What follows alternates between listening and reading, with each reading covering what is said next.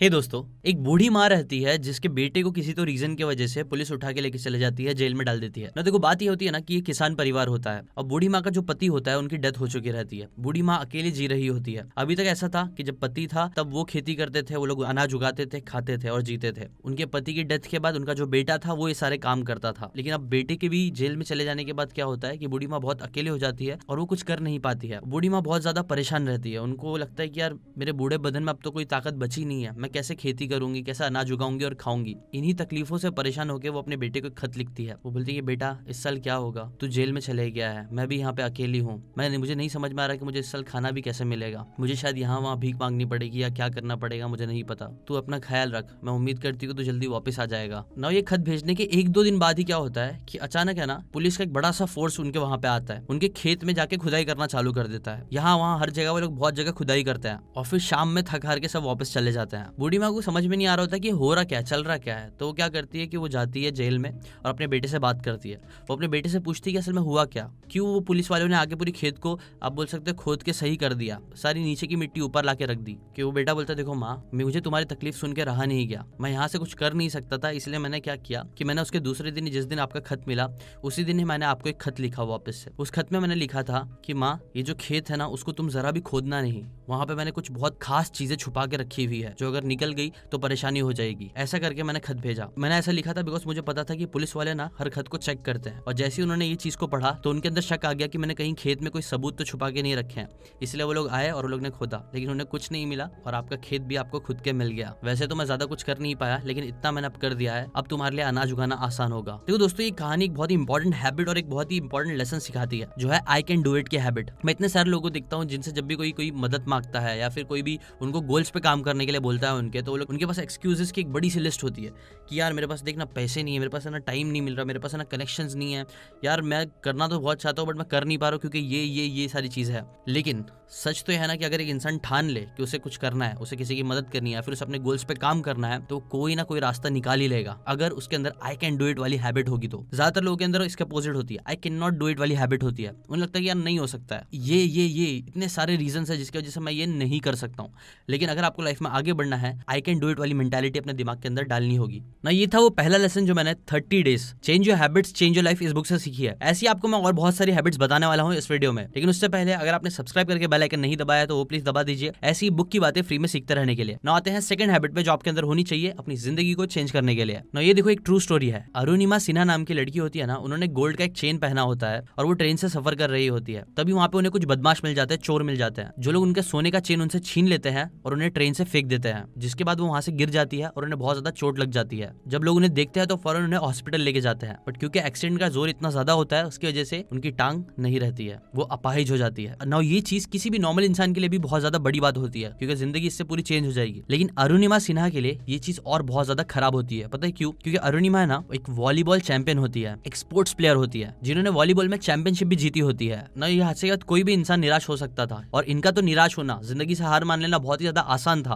Because इनकी पूरी जिंदगी स्पोर्ट्स में थी जहाँ पे आपके ऑब्वियसली पैरों की बहुत ज्यादा जरूरत होती है। लेकिन अरुणिमा जो थी ना, उन्होंने इस खराब इंसिडेंट को अपने आप को रोकने नहीं दिया। इनफैक्ट आपको बता दूं तो अरुणिमा ने इस चीज को एज अ चैलेंज लेते हुए और ये सोचते हुए कि जो भी भगवान करता है कुछ सोच समझ के ही करता है, उसके पीछे कुछ तो रीजन होगा, ये सोचते हुए ही उन्होंने एक चैलेंज लिया। उन्होंने चैलेंज लिया माउंट एवरेस्ट चढ़ने का। और गेस व्हाट, 2 साल बाद 21 मई 2013 में 10:55 AM को उन्होंने माउंट एवरेस्ट को पहली बार क्लाइम कर लिया। इनफैक्ट इसके बाद आज तक उन्होंने 7 बड़ी ऊंची पहाड़ों को चढ़ के दिखाया है, जिसमें एवरेस्ट आती है, किलिमंजारो आती है अफ्रीका की, एल्ब्रस आती है यूरोप की, और ऐसी कई अलग अलग देशों के कई बड़े बड़े पहाड़ है जो उन्होंने चढ़े हैं। और ये सब कैसे हुआ? ये सब तभी हो पाया जब उन्होंने अपने मेस को अपना मैसेज बनाया। अपनी तकलीफों को उन्होंने अपने आप को झुकाने नहीं दिया, बल्कि उससे लड़के उन्होंने कुछ कर दिखाने का जज्बा रखा। और यही है सेकंड हैबिट जो सक्सेसफुल लोगों में देखने मिलती है। और अगर आपको भी लाइफ में बड़ा करना है तो ये हैबिट आपके अंदर भी डालना होगा। देखो छोटे या बड़े लेवल पे ये पक्की बात है कि आपकी जिंदगी में कुछ तकलीफें आएंगी, कुछ प्रॉब्लम्स आएगी, लेकिन अगर आप उसको ही लेके बैठे रहोगे कि यार बस मेरी जिंदगी नहीं बची है, कुछ नहीं कर पाऊंगा, ये एटीट्यूड रहेगा, ये मेंटालिटी रहेगी, तो पक्का आप कुछ नहीं कर पाओगे। लेकिन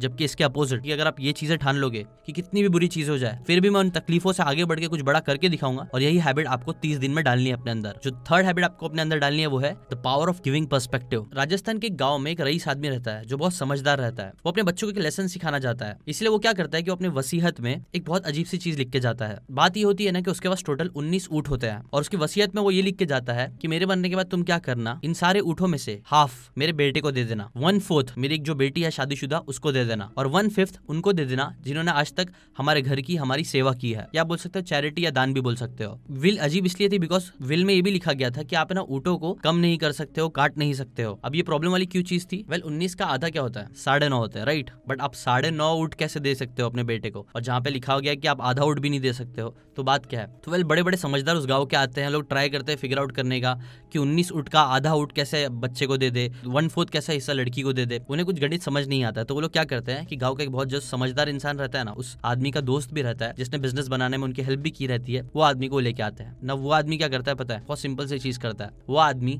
बोलता है कि देखो हम ऊँट को काट नहीं सकते, कम नहीं कर सकते, लेकिन एक चीज कर सकते हैं। क्या? ऊँट बढ़ा सकते हैं। कैसे? मेरी एक ऊँट तुम इस विल में डाल दो, ठीक है? तो वो विल में ऊँट हो जाती है 19 से 20। अब 20 ऊँट हो गई तो 20 का आधा कितना होता है? 10 ऊँट चले जाती है लड़के को, उसका फिर 1/4 हिस्सा करना है लड़की को। 1/4 कितना होता है? 5 होता है बेसिकली। 5 ऊँट चली जाती है उनकी बेटी को। 1/5 कितना होता है 20 का? 1/5 होता है 4 ऊँट वो लोग उनको दे देते हैं जिन्होंने उनकी सेवा की होती है, चैरिटी दे देते हैं, और बचती है 1 ऊँट। वो 1 ऊँट वापिस से वो आदमी अपने पास ले लेता है और चले जाता है और सारा मसला हल हो जाता है ना। यहाँ पे लेसन क्या है? तो यहाँ पे लेसन है ना, वो आदमी यही सिखाना चाहता था कि कई बार जो गिविंग का पर्सपेक्टिव होता है ना, वो बहुत अच्छा होता है। लोगों को लगता है कि अगर मैं किसी को कुछ दे दूंगा तो मेरा कम हो जाएगा, लेकिन कई बार जिंदगी में ना जब आप किसी को कुछ देते हो ना तो उससे कम नहीं होता है बल्कि चीजें ज्यादा हो जाती है। जैसे कि वो इंसान ने अपनी 1 ऊँट दिया जो उसको वापस तो मिल गई, लेकिन फिर उसका नाम भी हुआ, उसकी बहुत इज्जत भी हुई, लोगों ने उसकी समझदारी को अप्रिशिएट किया और उस आदमी का बहुत ज्यादा नाम हुआ। और यही चीज होती है कई बार जब आप जिंदगी में एक ऐसी हैबिट बनाओगे, गिविंग एटीट्यूड वाली हैबिट बनाओगे ना, तो ये चीज आपकी जिंदगी से कुछ कम नहीं करेगी बल्कि आपकी जिंदगी में बहुत सारी चीजें ऐड करेगी। इसलिए ये थर्ड हैबिट को भी अपनी जिंदगी में जरूर डालो। फोर्थ हैबिट जो आपको अपने अंदर डालनी है वो है get comfortable with chaos and change. आपको पता है 2005 में जो नोकिया का शेयर था ना पूरा मोबाइल का, वो 34.1% था, मोटोरोला से 2 गुना ज्यादा। मोटोरोला वो कंपनी थी, आपको नहीं पता होगा, जिन्होंने पहली बार कोई मोबाइल लॉन्च करा था, लेकिन नोकिया उनसे आगे निकल गई थी। क्यों? क्योंकि उन्होंने कुछ नया लाया था। क्योंकि नोकिया हमेशा कुछ नया करती थी, कुछ नया लाती थी, वो चेंज को समझते थे, इसलिए वो लोग इतना आगे बढ़ गए थे मोटोरोला से। नोकिया की जो वैल्यूएशन थी ना वो 2005 में $81.15 बिलियन की थी और आज उसकी वैल्यूएशन 5 बिलियन से भी कम की है। इसका रीजन क्या था? वेल इसका रीजन बड़ा सिंपल था, वही रीजन था जिसने नोकिया को इतना आगे बढ़ने में हेल्प करी थी, जो है चेंज को समझना और आगे बढ़ना। देखो नोकिया ने क्या गलती कर दी पता है? जब उन्होंने बहुत ज्यादा मार्केट एक्वायर कर लिया था, उसके बाद क्या हुआ था, एंड्रॉइड ओएस बहुत ज्यादा फेमस होने लग गया था, लेकिन नोकिया ने इस चेंज को नहीं समझा। वो लोग ने क्या सोचा कि मेरे पास बहुत मार्केट है, हम अपनी खुद की चीजें करते हैं, हम है ना एंड्रॉइड के बजाय, आप बोल सकते हो फ्री टाइप की चीज होती है ओएस। उन्होंने बोला कि यार ये एंड्रॉइड में ना ज्यादा मजा नहीं आएगा, उससे बेटर है कि हम लोग विंडोज का ओएस डालेंगे, इसमें ज्यादा फायदा होगा, ज्यादा चीजें होंगी। बट हुआ क्या, क्योंकि एंड्रॉइड ओपन सोर्स था, उसमें बहुत सारे लोगों ने काम किया, सॉफ्टवेयर पे काम किया और बहुत सारी चीजें हुई, एक इकोसिस्टम बना, जिसकी वजह से सब लोग एंड्रॉइड में ज्यादा घुसने लग गए और लोगों ने विंडोज का यूज नहीं किया, और जिसकी वजह से नोकिया बहुत ज्यादा पीछे भी हो गई बोल सकते हो। रीजन यही था कि नोकिया ना अडेप्ट नहीं किया चेंज को। वो लोग बोल सकते हो अपने अकड़ में रह गए, उनको लगा कि हमारे पास बहुत मार्केट शेयर है तो हम लोग जो करेंगे वही होगा। नहीं, सच तो यह है कि आपको हमेशा चेंज के हिसाब से चेंज होते रहना चाहिए अगर आपको मार्केट में टॉप में रहना है तो। और यही बहुत इंपॉर्टेंट हैबिट है जो आपको अपने अंदर भी डालनी चाहिए। देखो एक ग्रीक फिलोसोफर है हेराक्लिटस, वो बोलते हैं ना कि nothing is permanent in this world except change. हर चीजें आपकी चेंज होती है। अगर आप जाके गूगल पे देखोगे ना तो आपके जो बॉडी के सेल्स भी होते हैं ना वो भी कुछ टाइम बाद पूरे चेंज हो जाते हैं। मतलब आप फिजिकली जो इंसान हो ना उसका हर एक सेल कुछ टाइम बाद रिप्लेस हो जाता है। मतलब आप टोटली अपने आप को चेंज कर देते हो टाइम टू टाइम।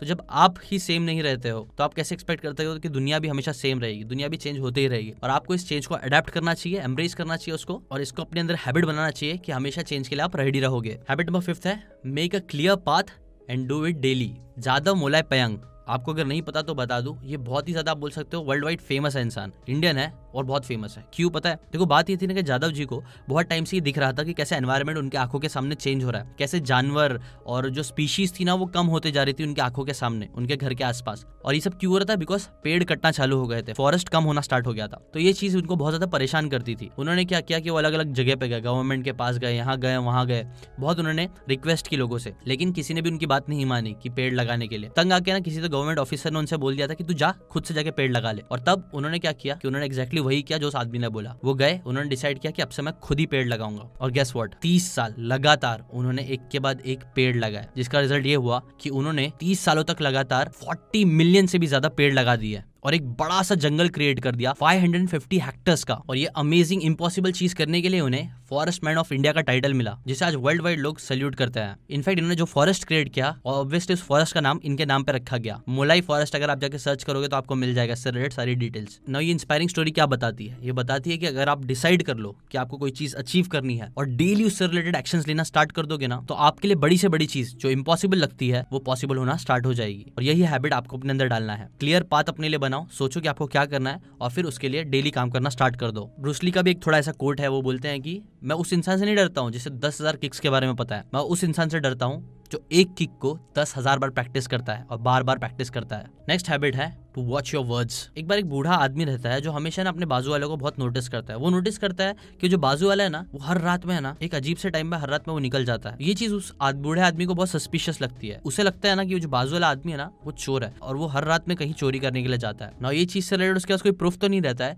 लेकिन वो क्या करता है कि सबको ये बोलना स्टार्ट कर देता है कि वो जो बाजू वाला मेरा नेबर है ना वो चोर है। और ये बात आग पकड़ लेती है, सारे सोसाइटी में हर जगह ये बात फैल जाती है कि वो जो बाजू वाला आदमी है ना वो चोर है। जिसकी वजह से कुछ टाइम बाद क्या होता है कि पुलिस तक ये बात पहुंच जाती है। पुलिस उसको पकड़ लेती है और उसे लेके जाती है, उसका इंटरोगेशन होता है, आप बोल सकते हो। जिसके बाद ये बात सामने आती है कि वो जो आदमी है ना वो असल में चोर नहीं है, वो तो बहुत ज्यादा मेहनती इंसान है। वो 2 शिफ्ट करता है, 2 बार काम करता है, रात में भी काम करता है, सुबह भी काम करता है। क्यों? क्योंकि उसका जो घर है वहाँ पे बहुत गरीबी है और इसलिए वो ज्यादा मेहनत करता है। ये चीज पता करने के बाद पुलिस तो उसको छोड़ देती है, लेकिन उसका नाम पूरे तरीके से खराब हो गया रहता है। लोगों को लगता है पुलिस उसको पकड़ के लेके गई बिकॉज वो चोर था, जिसकी वजह से क्या होता है कि उसको दोनों जॉब से उसको निकाल दिया जाता है ना। वो आदमी बहुत ज्यादा परेशान हो गया रहता है, तो इंसाफ के लिए वो कोर्ट जाता है। कोर्ट में जज लोग उस बाजू के जो बूढ़ा आदमी रहता है ना उससे बुलाते हैं। वो उससे पूछते हैं कि तूने ऐसा क्यों किया। तो बूढ़ा आदमी बोलता है कि मेरे को तो बस सुनाई दिया था और मैंने बस सुनी हुई बातों को बोला, इसमें मैंने क्या गुनाह किया, मेरी क्या गलती है इसके अंदर, मेरी कोई गलती नहीं है। मेरे को तो जो सच लग रहा था मैंने बस वही बोला है, तो उसमें मेरी कोई गलती नहीं, आप मुझे नहीं पकड़ सकते हो, आप मेरे को कुछ गलत नहीं बोल सकते हो ना। ये सारी चीजें सुनने के बाद जज क्या करता है,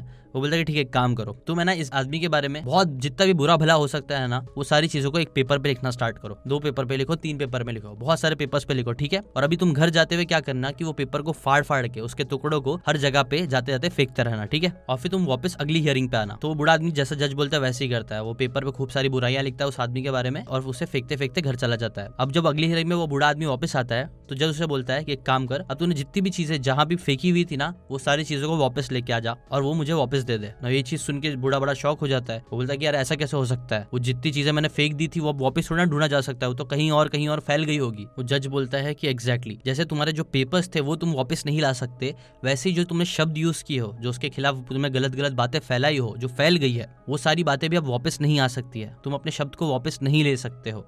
और उस आदमी का नाम आप बोल सकते हो परमानेंटली बहुत ज्यादा खराब हो ही गया है और उससे उसका काफी नुकसान हुआ है और इसलिए इसका हर्जाना तुमको थोड़ा भरना पड़ेगा, उसे तुमको जॉब लगवानी पड़ेगी। देखो दोस्तों, कुछ भी बोल देना एक बहुत ही गंदी आदत है जो मैं देखता हूँ बहुत सारे लोग करते हैं। कई बार लोग गॉसिप्स करते हैं, गलत गलत बातें करते हैं जस्ट टू फील गुड।